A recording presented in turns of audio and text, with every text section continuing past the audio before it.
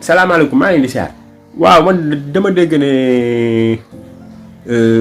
président daa dem bu France déclaré si foofu ne déclaré ne troisième mandat loolu dëgg la dëgg la ba pare maa ngi see dégg ñu ne on fera face on fera face on fera face c'est-à-dire on fera face dootu leen nangu la fi jot a amoon mu amaat fi ok 2021 2023 ok comprendre nañu mais ndax man dama bëgg a xam ndax daa déclaré troisième mandat si c'est le cas lan moo tax bon dem ba France daf ko foofu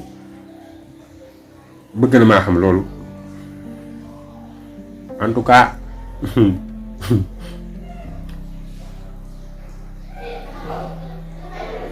mais dëgg la moom daa wax ne daa posé tu say troisième candidature ok